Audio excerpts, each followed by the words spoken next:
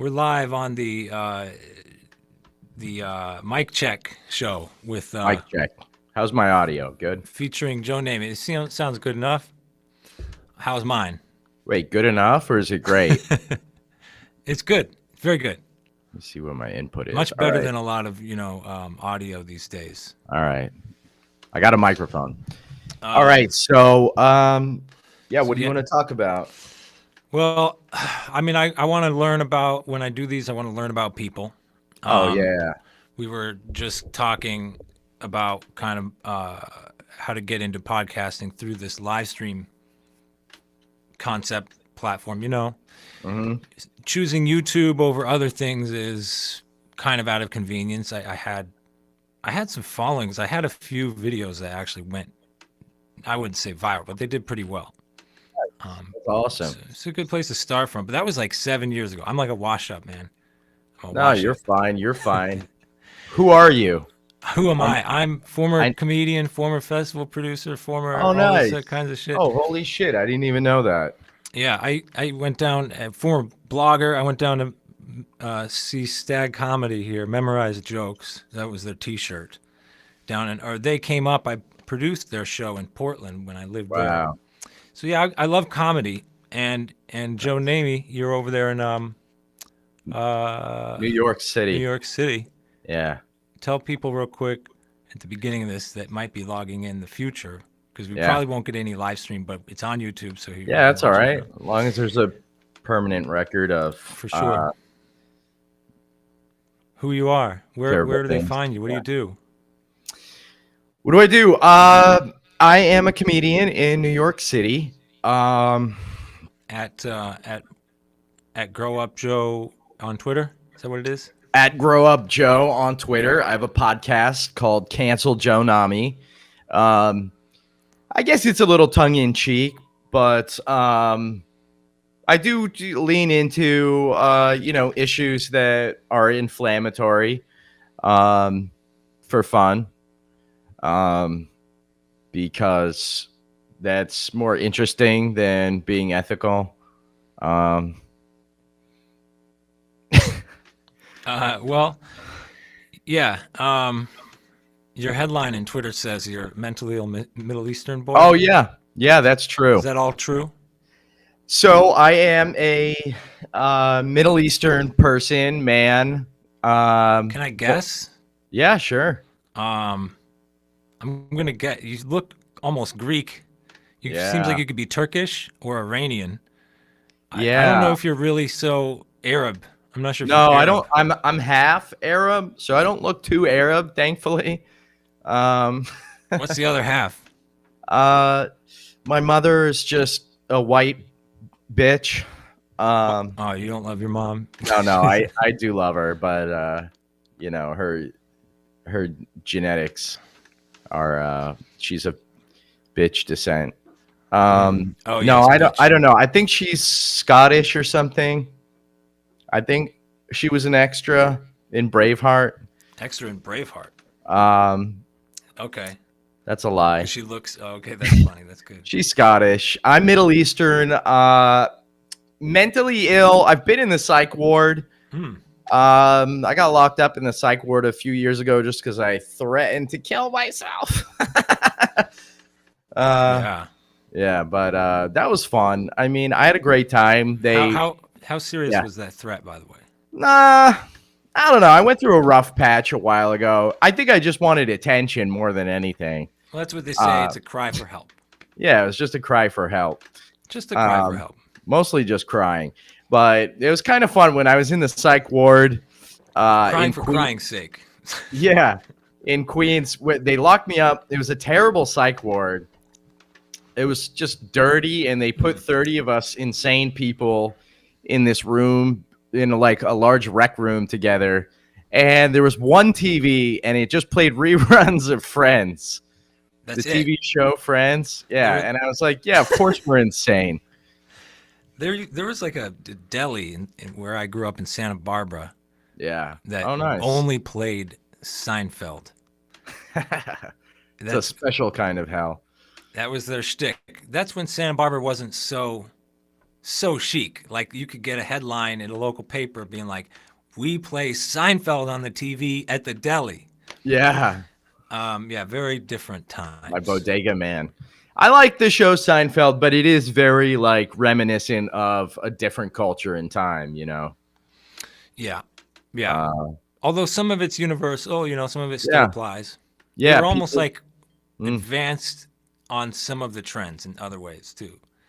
Yeah, I think a lot of it was so specific, you know. Like, I mean, a lot of Seinfeld's jokes were just social faux pas that are still they haven't changed too much with the zeitgeist of the times. You know, people still get upset about, I don't know, people that what is every episode like someone who doesn't eat all of the food on their plate, or I fucking forgot. Well, You know what I mean? I'm thinking again about your psych ward thing. Oh yeah, Can we yeah. Let's go. deviate Yeah, back let's to go back that? to that. Yeah, let's go back to that. Is that Psych recent? ward. How recent? This was 2019, so not too bad. Holy shit! Before everyone else went nuts, you were ahead of For the. everyone else, yeah. Yeah, you were trendy. OG trend. Went to Good the job, psych man. ward. They were playing reruns of Friends in there. I tried to escape. What How'd that happened? go? Because I was like, I'm not supposed to be in here. I'm fine. And That's how I feel at every job. Whenever I get a job, I'm like, oh, Yeah. I'm not supposed to be. What is yeah, this? exactly. That's how I feel about my consciousness and my life. Oh wow, I'm not supposed to be alive. I'm not. Kind of. I'm not supposed to problem? be here. You know, very existentialist. But You got your purpose like everyone else. I do have a purpose, but I'm just like propping it up like a house of cards. Because it's like, it's like, what am I doing? What are we all doing here? But the economy. Yeah. Yeah, I was in the psych ward, tried to escape. There was like they had these like double doors, like an interim, like almost like a little room where you enter. They have two doors, one door, and then you get buzzed into the second one. And somehow I got past the first door, and then I got to the second door, and the security guards came. They surrounded me. There was like 5 black dudes that were like 6'10". It looked like I got surrounded by the Lakers. And they were actually really cool. They're like, hey, man, listen. They placated me. They're like, we know you're not crazy. Why don't you just go back in there and pretend that you're not crazy, and we'll smooth this over, all right? We'll get you out of here in no time. So, and then I was like, all right, those guys sound pretty cool. So I did that, and then they just didn't let me out for a while. Okay. Wasn't too bad. I mean, it sucked. It was awful. Don't threaten. Yeah, I to mean, kill I kind yourself. of, I could get carried away into that angle, but I think we got to start with how you went crazy from the beginning. Yeah. What made you crazy in the beginning? Where were you born? So Where are you from? Are you from NYC? I was born in Los Angeles, but my father's best friend, who were you gonna say the something? 80s or 90s? I was born in '88. Okay. My father's best friend was also Middle Eastern, and he decided to crash a plane. That's kind of funny, actually, now that I think about it. It was a private plane. It wasn't a commercial plane. Arabs like to drive motorcycles and pilot, and maybe not all of them, but so my father's best friend crashed his personal plane. Where? Why? In the valley. What Why? I think it was an accident. Okay. But anyways, Kobe so my style. father, huh? Kobe style. Kobe style. Yeah, exactly. Whenever I see a helicopter now, I yell Kobe. You know, the way people used to when you threw paper in a trash can. Oh, right. Yeah, I remember those days. Or before that, it was Jordan. Yeah. Before that, it was Kareem or something. Magic. Yeah. Also, I like to yell Kobe every time I get away with a rape. Yeah. I'm trying to come up with an AZT No. joke, but it didn't work. No, this is you don't want to be I don't on want to my go down that rabbit hole. You don't want to go down with me. I don't want to go down on you, but I do want to go down with you and drag out the shadow, shine light onto it. That's what I want to do. I want to do that to everybody. Yeah, I want to do that to myself first of all. But somebody has to bring their light too. You can't just have one person carrying the light all the time. No. What are you going to do? Definitely not. And that's kind of why I want a podcast. We need lots of podcasts. We need lots. We already have way too many, but we just need way too many more. We got to pull a few out of Joe Rogan's hands. Yeah. He's got like 1,000 episodes. Some of the people on the podcast coming up on 1,500. Yeah. Something like that. I don't really watch it anymore. Listen. No, it's too hard. It's too hard to click on Spotify. I just do it out of protest. I'm not going to go through that extra step for you, Rogan. I'm sorry. And yeah. Even though, whatever. I would if I really wanted to. Yeah, but I haven't been. There's so many podcasts. Too many. There's too many podcasts now. And why did you get into yours? Why do you do that? Why did because I get you're a into comedian, because you have to. It's kind of part of the shtick. People kept telling me not to podcast, and I didn't even want to podcast. But then I don't know. I just started doing it, and it was actually kind of fun to just scream into a microphone in the abyss for 30 minutes. I listened to your bit about Alec Baldwin and stuff like that. A little bit about Dune. I guess you haven't seen Dune, have you? No, but I talked at length about it. I did a whole episode about how Dune was appropriating towelhead culture. Right, which is nonsense because it's not about Arab people. No. Dune is not about Arab people. No, it's not. What is it? I haven't heard of this complaint because I try not to pay attention to half of this shit going on there. But yeah, I saw it on mushrooms last night. Actually, by the way. Nice. Yeah, I should definitely recommend those. They mix well together. I would say the spice is the mushrooms, man, and the mushrooms give us intergalactic travel. I love that, man. Yeah, who needs to go to Mars when you have psilocybin mushrooms? Yeah, and some good old cannabis. Seriously, you don't need $1 billion to go to Mars. Yeah, I started growing mushrooms. Oh, really? Yeah, I'm not supposed to say that publicly because there's still a class allegedly 1 controlled shiitakes substance. But I'm allegedly growing a lot of mushrooms. Shiitakes. Shiitake to gods.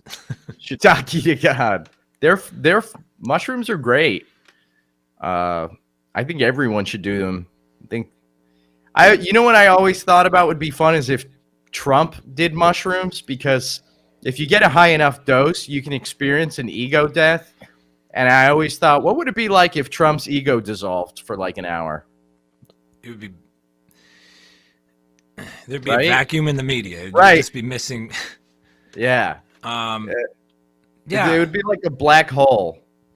That's kind of like a few comedians did that. I'm surprised because I know that I feel like Richard Pryor was the first one to do the bit about getting everybody dosed on mushrooms or acid at a world meeting, and then but then I've seen it done several times by other comics. It's a classic thought experiment in a way. I think it does. I think mushrooms are really interesting because they do kind of like all those psychedelic drugs show you how plastic our consciousness is. You know what I mean? Like how plasticity, neuroplasticity, I don't know.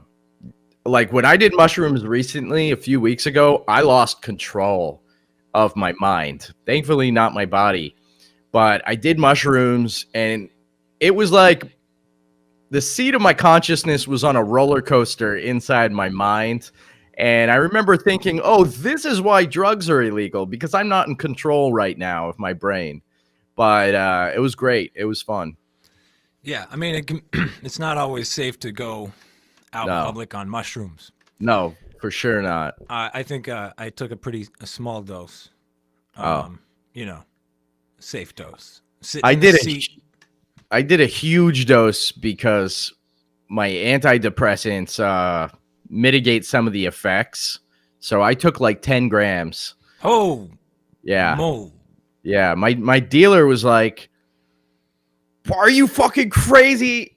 What are you doing? Well, you're going to end up in the psych ward. Yeah, that's a heroic dose. Yeah.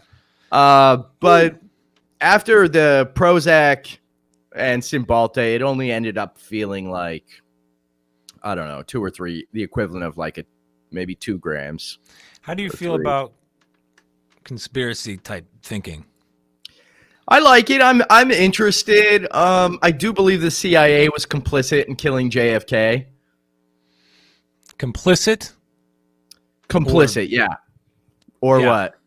Or directly?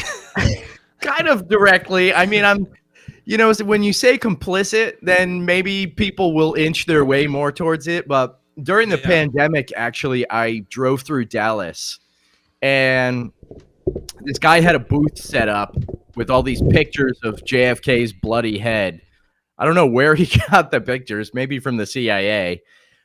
And when you're there at the site of JFK's assassination, and you can see, like, there's the book depository where Lee Harvey Oswald was, and then you see the street where JFK drove down and got shot, and then you look at the pictures of him dying, you realize that it doesn't add up. Like, when you're physically there, they should give everyone a virtual reality tour of the JFK assassination site.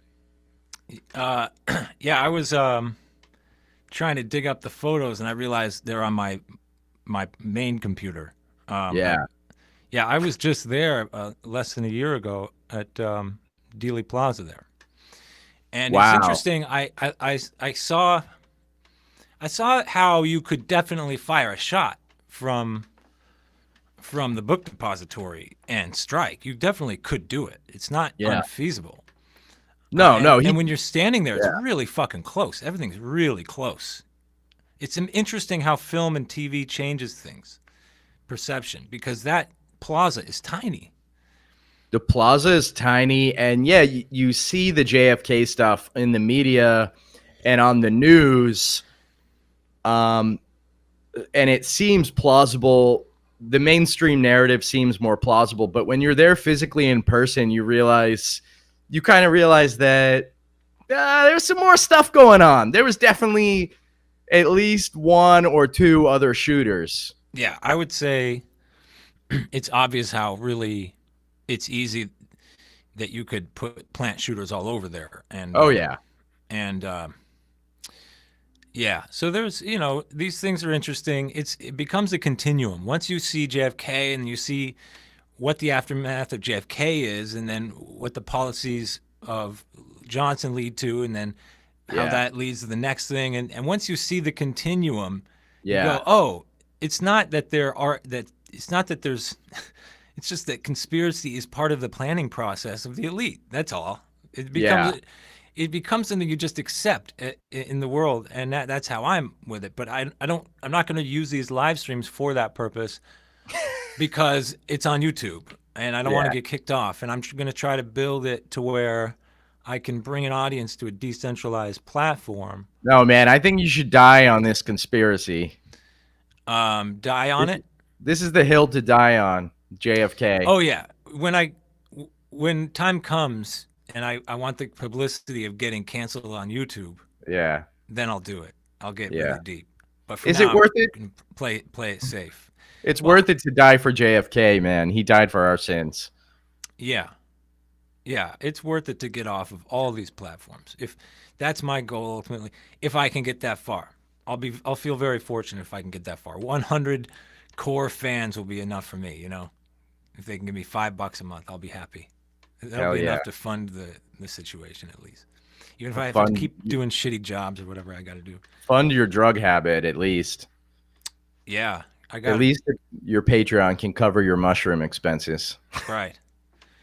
Which have been low for many years. Hadn't touched them for years. They just weren't coming around, and finally they came around. Mushrooms and drugs are like that. I feel like they each like to have their own party. Yeah. And some of them mix well together, and some of them don't. Like once you turn down a Coke party, Coke turns its back on you forever. It never wants to hang out with you again. That's funny. But I've never done coke because I know that I'll love it, and I know it'll ruin my life. yeah, that could be the case. Yeah. So I like to come back when I start to lose track of what the hell we're talking about. I come back to the biographical thread. You were born in L.A. Born in Los Angeles. Yeah. And then, yeah, you have a question. And where'd you become a man? I grew up. So the reason I mentioned that plane crash is because after my dad's Middle Eastern best friend crashed a plane in a domestic and non-terrorist situation, he got depressed, and then we moved to New Hampshire, where my mom was from. And then I grew up around mostly white people. But my dad also fought in the Civil War in the Middle East, a civil war in Lebanon in the 1980s. Wow. Yeah. Did that lead to, is he in Hezbollah? My dad's crazy. My dad is insane, and I think that's why that I have gone down this path. Like, here's a quick anecdote. Am I on a terrorist watch list by talking with you? Sorry. What's the word? No. I know. I was. We could probably use you. My dad. I'm good with wiring, man. Sorry. Fuck you it. an electrician? Yeah. Okay. He pulled in high school. My dad pulled a gun on his math teacher. Yeah. My dad stole all the test answers, and then the teacher figured out, because everyone got an A. He figured out, so he threw out all the test scores. Yeah.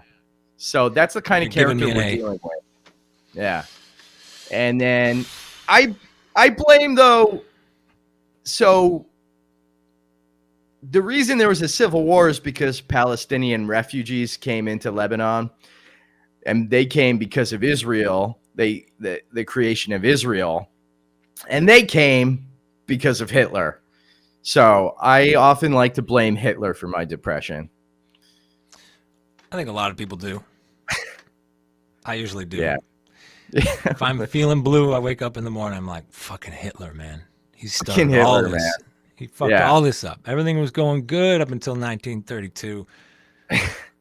Seriously, it's trickle-down trauma, man.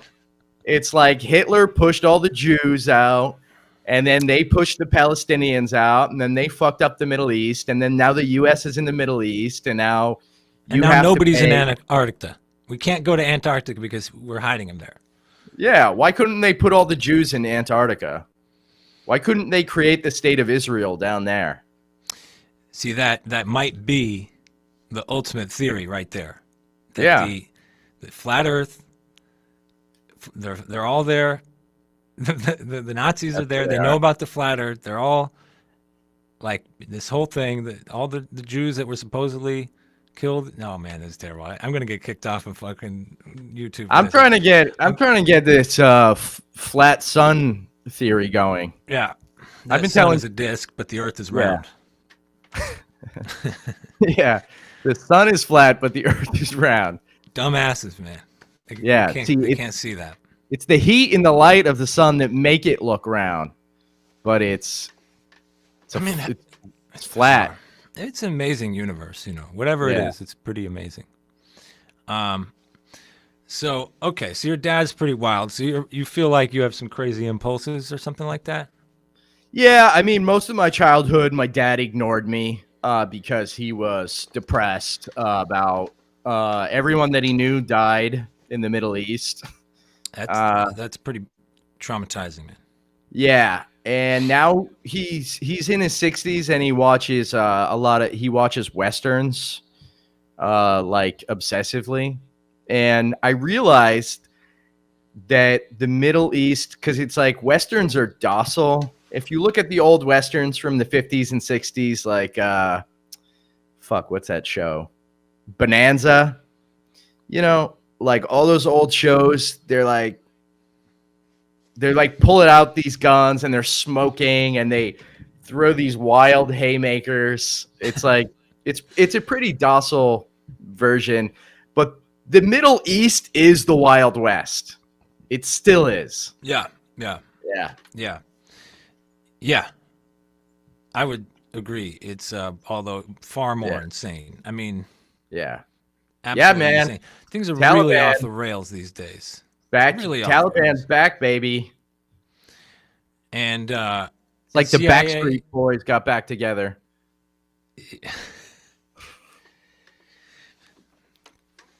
What were you gonna say about the CIA?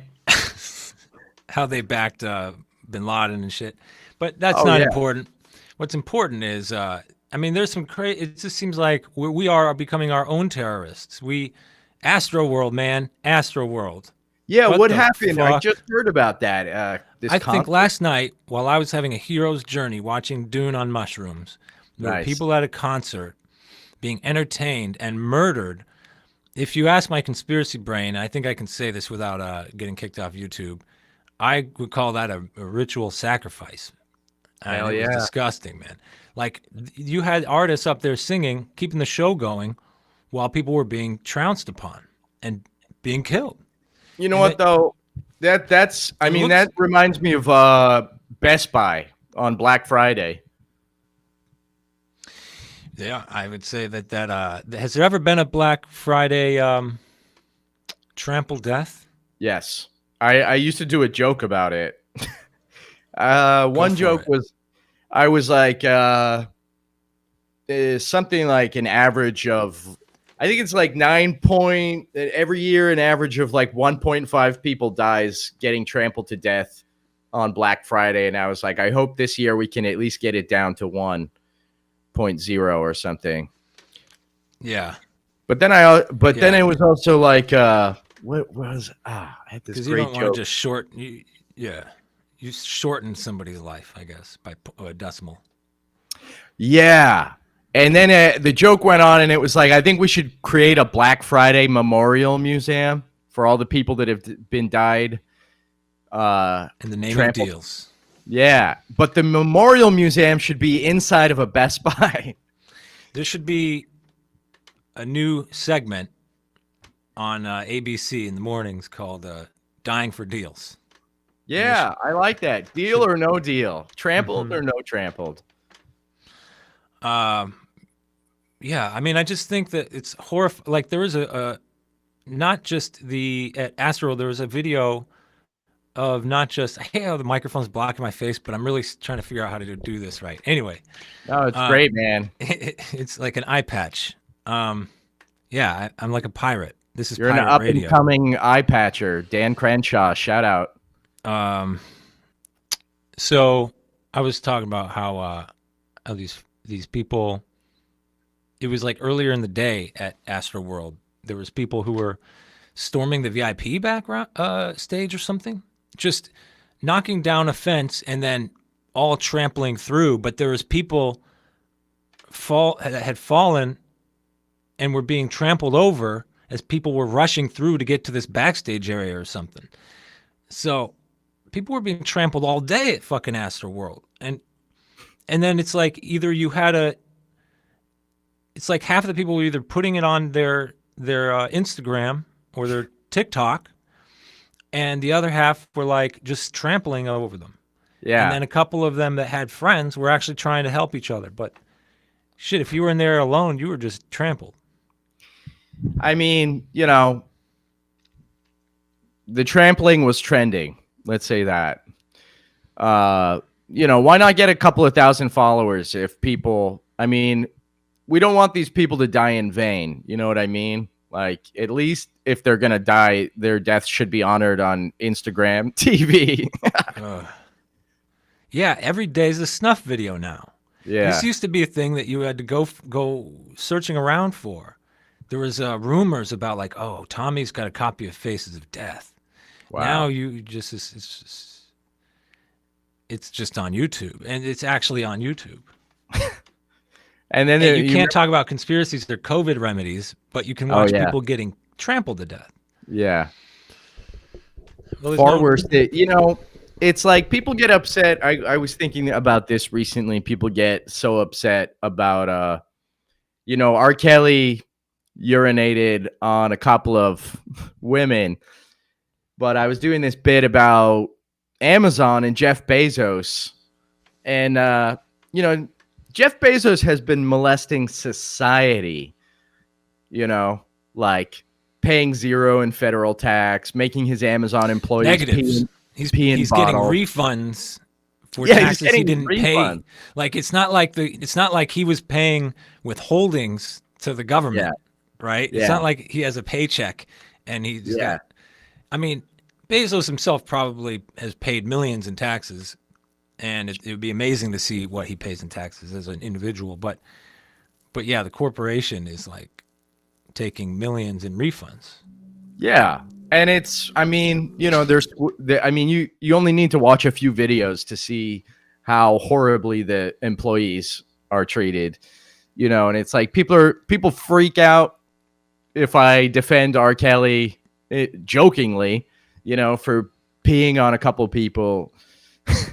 And Yeah. Jeff Bezos has been peeing on society. Jeff Bezos has been peeing on society, and now he's riding to the moon in a big ass cock. Yeah. The With most all our money. phallic, Yeah. the most blatant phallic symbol I've ever seen in my life on public display. That's irony for you. Didn't he get divorced for sending dick pics? Is He that sent right? he sent a dick pic Or is that to Anthony Weiner? both of them, actually. Yes, both of them. Anthony Weiner, I can forgive, though, because all his life he's had to grow up subconsciously with this name Weiner, and I'm sure that that'll deteriorate a person's psyche. Just got to change that name. Yeah, it's like, dude, change your name. What are you doing? If you're not a comedian, you don't need a wiener in your life. Man. Who would elect? How do you get elected? That's amazing. I know, Weiner. right? Tony Weiner. Hey, Tony. He was. I watched a whole documentary actually about Anthony Weiner. It was pretty interesting. But the whole time that he's running, he's still sending pictures of his dick to women. And one time he's laying on his. By the way, teenagers. Yeah, I know. Young women. Well, you know In what? some countries. Teenagers are, I'm just giving them the positive maturity. I'm assuming that they're mature, but they're, Man, I'm getting old enough that I feel weird flirting with girls in their mid-20s now. Like, yeah. They're like, but good Lord, I mean, they're beautiful. But it's just, too bad it's weird that to, the problem is we keep getting older, but they just keep getting younger. they keep staying the same age. Yeah. They keep getting replaced. Yeah. The 25-year-olds just keep getting replaced. Yeah, it's like, why can't I have the newest model of the iPhone every year? Why can't I have the newest model on Sports Illustrated every year? Exactly. What the Exactly. fuck? I want equality of outcome. I'm a socialist for sex. Social sex work. Yeah, I think I that we get what should you're all be saying. tapping models. All of us. We should all also be six-figure income earners, from dishwasher to Amazon worker to I love CEO, and we should all be tapping models. Now, we should also lower the bar on who's considered a model and bring in some good, solid fives so that, people can feel good about who they're tapping. I think So they they've can say, I'm tapping a model. Yeah, And they've started doing that. Life will be so good when equality of outcome is. We're all going to love looking at those models. After a while, I'll be honest, a lot of models I think are pretty boring. I think they're Right. they're I pretty want models with different sized boobs, and I want dudes that with like weird looking testicles. No, I mean like boring intellectually. Like you don't want to date a model, I don't think. At this point, yeah, I'm wondering what what are you really trying to get? Like, I think that one of our neurosis in our world now is like trying to have somebody fulfill all of our needs. We want them to be intellectually as stimulating as a college professor. We want them to be Right. sexy, but we also want them to be relaxed and lazy because we want to be lazy. It's like it's asking too much of our partner. I think most of us are just out of our minds. So really, at this point in my life, I'm like, you know what? A kind of somebody who needs a little bit of that's younger needs a little bit of direction wouldn't be such a bad thing. Like somebody, I don't know, man. I think we actually have screwed up our masculine and feminine roles. You need the masculine. It's natural for a man to want to offer leadership. That's a very natural thing for a man to want to offer. I think it's natural for a woman to offer support. So it's weird that when we get into this place where two people are trying to lead the dance and shit like that, you know? I'm certainly for all the rights and freedoms of everybody, and wouldn't want to say that a traditional relationship has to be a man earning the money and a woman raising the kids and whatnot, and homosexuals don't have a place. That's not at all. It's like the whole spectrum has its place, but I wonder if it's getting normalized for men to abandon their masculinity and women to try to take on a sort of a fake masculinity in a way. I think they're just trying to redefine masculinity. I don't really care. I think for a while I was annoyed, but you know, whatever people want to do, I just don't give a shit anymore. As far as the whole thing, I think we are kind of inundated with options now. With like you can, you know, there's too many choices for people you can date now. I think that's the problem, and that drives the app. The perfectionism. Yeah, I got off the apps because it gives you a false sense of that. Are you on any apps? You dating? No. I made a decision a long time ago to just pick someone and just stick with them because. Did they pick you back? Occasionally. She broke up with me a couple times. She broke up with me twice, and thankfully I got her back twice. But she did go out on a date with her coworker once. That was awful. Actually, that was like the whole situation that preceded me, like kind of going off the deep end a little bit. Was she left me and went out with her coworker, who is a lot more conventionally attractive. You know, does he have money? He has money. He was rich. He was handsome. I was horribly upset about those two things. Yeah. But then she got on a date with him, and like this guy looked like he could have been a male model, but like the model thing, she got on a date with him, and he was fucking boring. And she realized immediately that this guy was an idiot, and you know, he's checking his Final Fantasy football during the date, and he just talked about himself the whole time. You just called it Final Fantasy football. I know. I don't know. That would be amazing. I don't understand. Like just magic and warriors. He had his wizard cards. I don't fucking know. Like the actual mascots of the teams. You know, Eagles and. I don't watch Panthers and whatnot. Life is a game. I don't watch games. Yeah, I mean, if you got somebody and she loves you for you, I think it's like I regret so much shitty behavior of my life. Oh yeah, it's unbelievable. Oh, I'm still shitty. I'm so much better, but I haven't been tested in an intimate relationship yet. I dated somebody for a little bit this year. We got pretty close. Yeah, but I kind of, I'm not gonna. We're not going for it. I get it. I get it. It didn't work out. Yeah. But haven't been. I was with somebody for 6 years, so I'm kind of almost married. But we fought and we broke up all the time. Yeah, it was insane. But it's weird how you can be absolutely in love with somebody and have this kind of dynamic where you're constantly trying to get away from each other. It's strange. I think it's normal. I tell you, it was true fucking love, man. It was true love. I'm sure of it. I think that it lingers. maybe you should get back with her. I don't know about that. I should definitely talk because I care about that person. You care about somebody, you shouldn't just. It's weird, and then you even get to know their family, and they're like, okay, now I'm disconnected from all that, and it's very weird, you know. It's very weird when you get super close and you break up.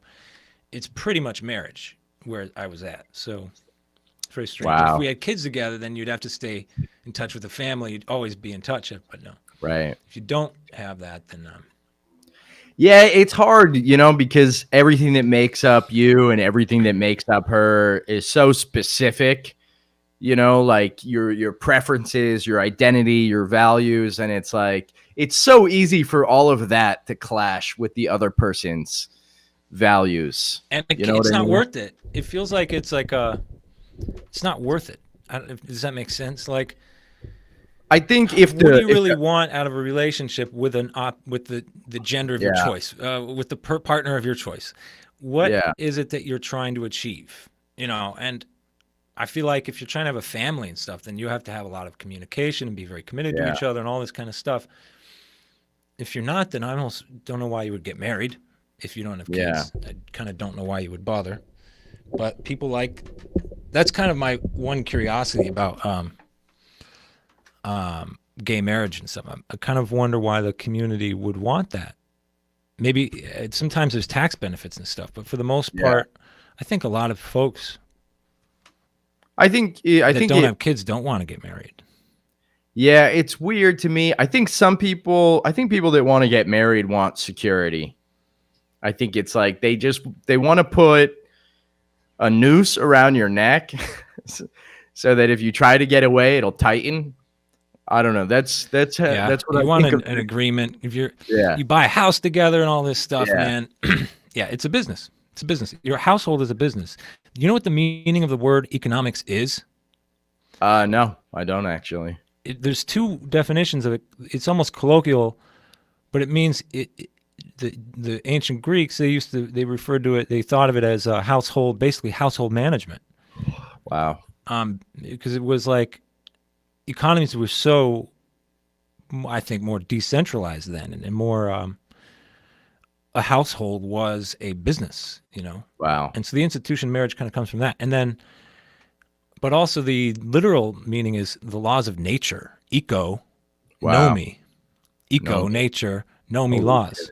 It's crazy. Laws of nature. Wow. Doesn't seem to. It seems to be the laws of man. That's what economics is to me. It's the laws of politics. It's the laws of man. So it's weird that we are subliminally telling ourselves every time we use that word that we're following the laws of nature, that we have no power over economics. It's weird. Makes me think of, when I think of economics, I think of like the laws of supply and demand. And that kind of feels like it connects a little bit to the laws of nature. Like you have all these organisms on Earth going after a finite amount of resources, which then creates an inherent competition to human nature. And so I think people are afraid of getting their mates stolen, and they think that marriage will provide them some security. I mean, it's something I want.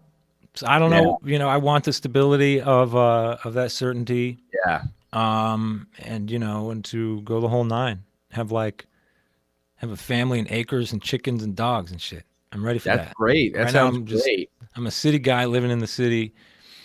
So you live in Philly? I live in Philly. Nice. I have my house. I bought a house. It was super cheap. Shit. That's awesome. It's insane how you can live in a city that has comparable entertainment and nightlife and all this dining and all this kind of stuff, and buy a house for under $100,000, but it's only 2 hours from New York City where you can't get a closet or parking space for under $100,000. I know. I'm living in a shoebox. Yeah. In Manhattan, but you know, it's all about location. You know, I have access to my neighbor's reggaeton music. Actually, I wanted to ask what clubs you play. Where do you like to do mics, and do you do mics and showcases? Where are you at in comedy? And how did you get into it, and how long have you been at it? I've been hanging out and performing around the New York Comedy Club. and the comic strip, and I'm breaking into the clubs this year. How did I get into it? Nothing else was working in my life. I tried doing the regular jobs. I got fired from every single job that I've ever had. I worked at a I've been supermarket. fired too much too, man, but I don't get fired every time. I do a lot of temp work right now, and they actually like me a lot, but I float around and I don't stick around, and then then I'm safe. But anyway, go ahead. Good. Yeah. They like you. Nobody liked me at the jobs. The bosses, they liked me maybe as a person, but not as an employee. And like I worked at this supermarket and I'd be out collecting the shopping carts in the parking lot. And then my friends would come by in their Jeep and I'd hop in and we'd go joyriding. And then I'd be gone for an hour and then I'd come back. And they thought that I was in the parking lot the whole time. But then eventually they catch on. Okay. What other jobs? Yeah, well, yeah, so I mean jobs. I worked at Dunkin' Did you go Donuts. to college or anything? Yeah, I tried going to film school, and that's where I bumped into comedy, actually. There was this old SNL writer that worked there, and she was like 65, and she was just awful. She was so mean. And I was like, this is for me. But yeah, I got into comedy there and then did a little bit in LA. The open mic scene was brutal. One time I was doing this open mic in LA on Melrose at Sal's Comedy Hall. And this guy was another comic. It was an open mic. He had his laptop out and his headphones in, and he was watching Training Day on his laptop, the movie with I don't know, that famous black guy. Denzel Washington and Denzel Washington. Ethan Hawke? Yeah. This guy was watching Training Day on his laptop during the open mic, and then I had to go up and perform for him while he had his headphones in, and I was competing with Denzel Washington. That was the quality of the open mics in Los Angeles. Oh man, I did a few there. What years was that?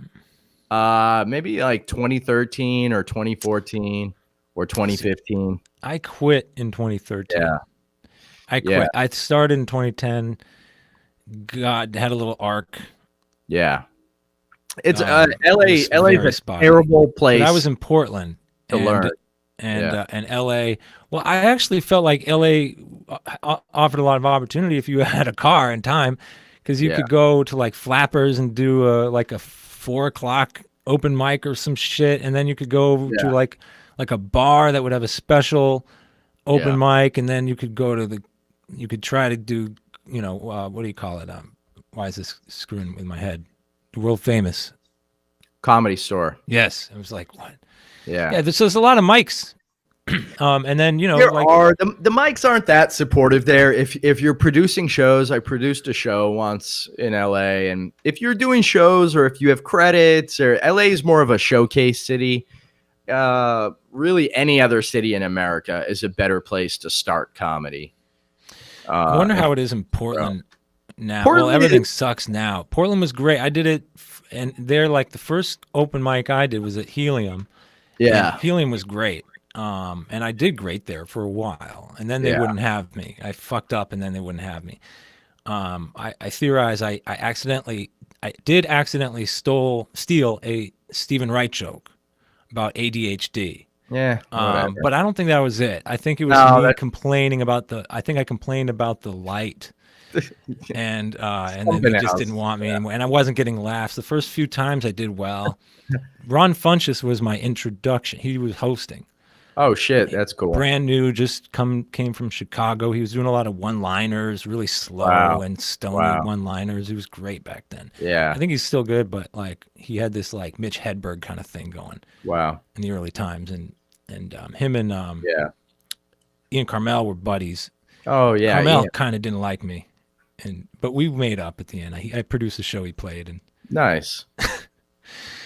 Yeah, I'm a conflicting personality. Everyone's always conflicted about me.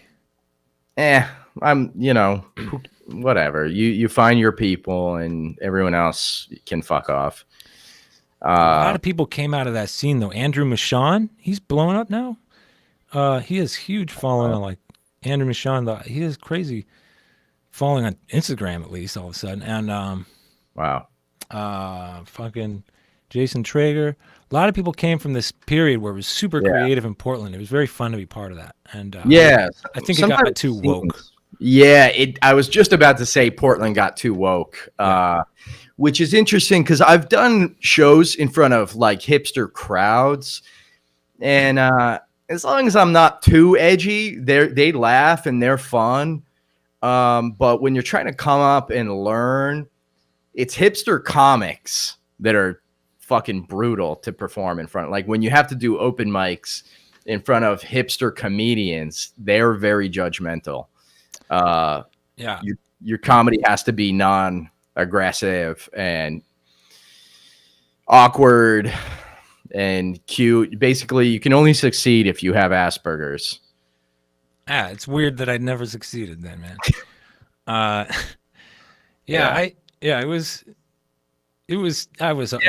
didn't you cool. succeed? It was cool though, but I think the whole scene everywhere got too woke though.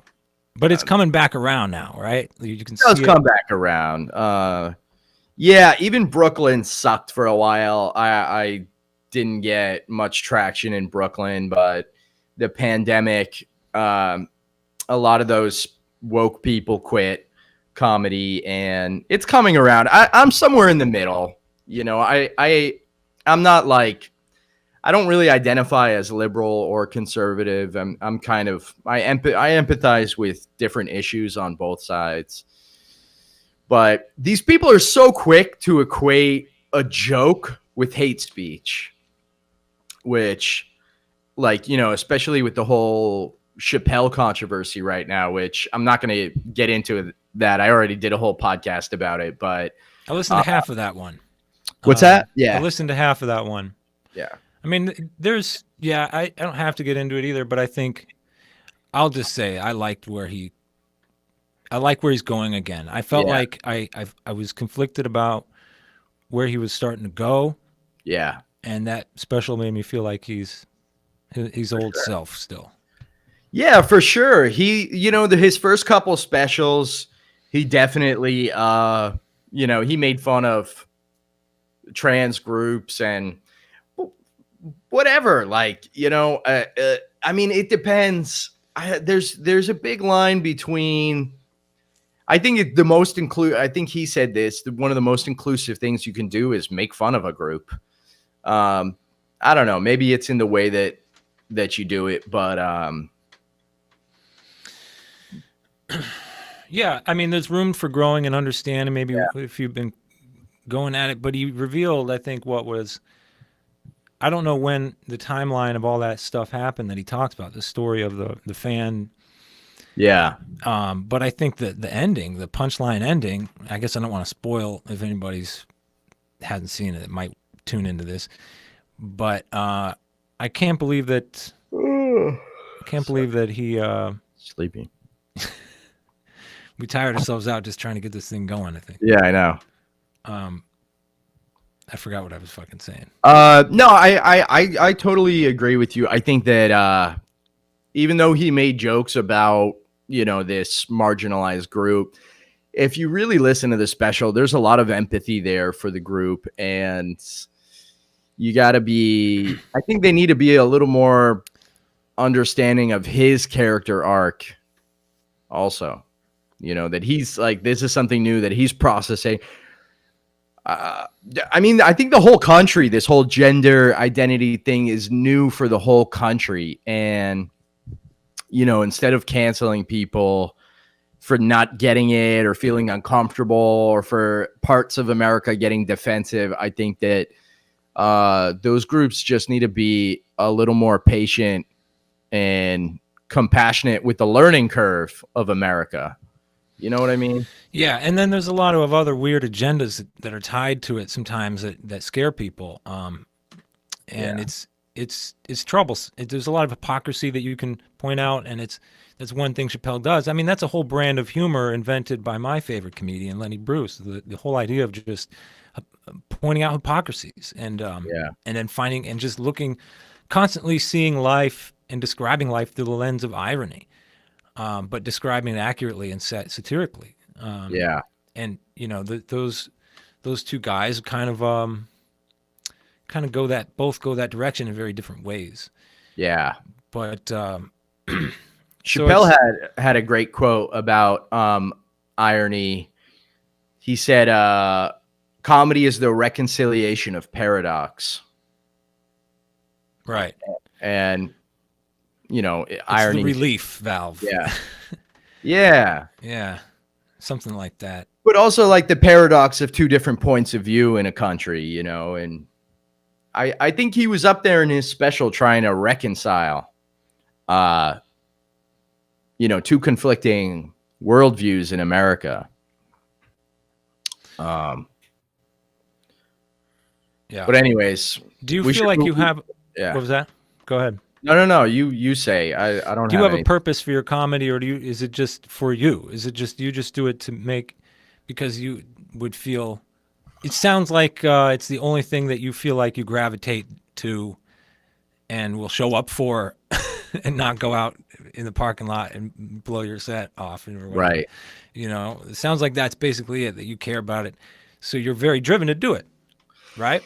Yeah, I think when I was 18, I wanted to actually be a theoretical physicist. I was like really interested in the universe and the cosmos. I theoretically wanted to be a physicist. Yeah, we all did at some theoretically point. I wanted to be a theoretical rock star as well, for that matter. Yeah. Anyways, but you know, it's so hard. Most of these guys, even the guys that are super smart, it's so hard. There's such an element of luck and chance in making a discovery about the universe and why we're all here. And that kind of struck me as tragic, that even if I worked my whole career in physics, that there was still a large possibility that I would never know any more about the universe. So just like, what's the point of all the work? It's kind of like being a philosophy major. Yeah. Yeah, exactly. You're never really going to answer any of this shit. Yeah, you're just chewing. Yeah, you're engaging in the process, and it's a valuable process. I respect and appreciate the traditional academic process, but it's another. But yet, on the other hand, universities and education is another thing going off the rails in society. Yeah. Yeah. But so I was like, I kind of felt a little tragic about the physics situation. So I was like, I don't know. Comedy was kind of a response to. For me, it was a response to the nihilism, like the void, in the sense that, it provides me some meaning, I guess. When I first started comedy, I thought that, like, you could be like a Lenny Bruce or somebody, and you could really make an impact in society. But more often than not, you're just performing for drunk people eating chicken fingers. And yeah, you know, and then also it's like Lenny Bruce, like you and I appreciate Lenny Bruce, but people who aren't like comedy fans and into comedy, they don't know who Lenny Bruce is. They don't know who the greats are.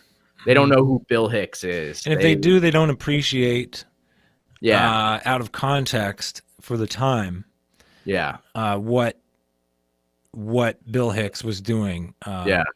And what Lenny was doing. And I think it's severely underappreciated what Lenny was doing and what he did and accomplished.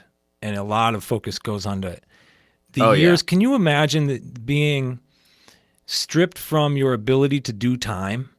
There wasn't even open mics, right? There weren't even, like, he couldn't even go to a mic. There wasn't a comedy network that would have been 100% supportive of him keeping showcases going for him and whatnot, because he would get busted all the time and he couldn't just go work. So if you don't work for 6 months and then you get a gig and then you got to go do an hour. God damn, Yeah. you'd be fucked, especially if you're a drug addict on bennies. Yeah. I mean, he was out of his mind just on that. But when he was working constantly, he could be high Yeah. and go do Carnegie Hall, and it would Yeah. work. I think also comedy audiences were not as savvy then because they hadn't been they hadn't been inundated with comedy material.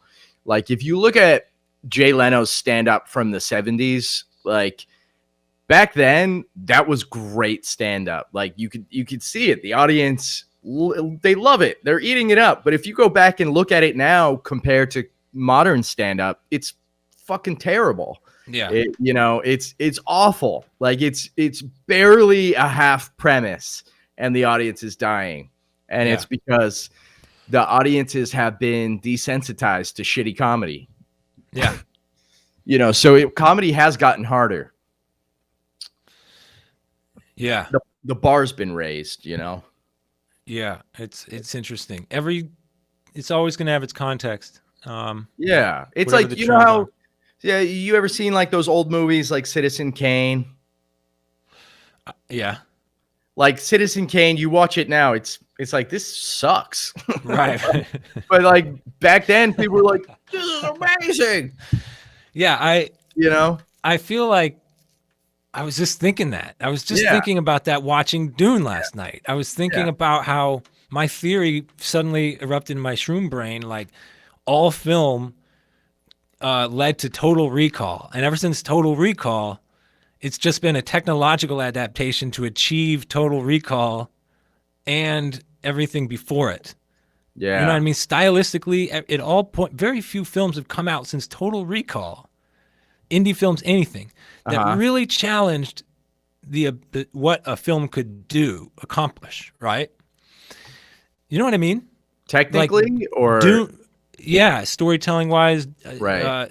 Worlds that you can create, technically, whole thing. Total Recall with Arnold Schwarzenegger. Yes. So you're saying, all right, just put this. That was the movie that you're saying there hasn't been a good film since. No, that's not it. That's not it. But every film since Total Recall, down through Citizen Kane, down to the Charlie Chaplin, it's all referencing that, all of it.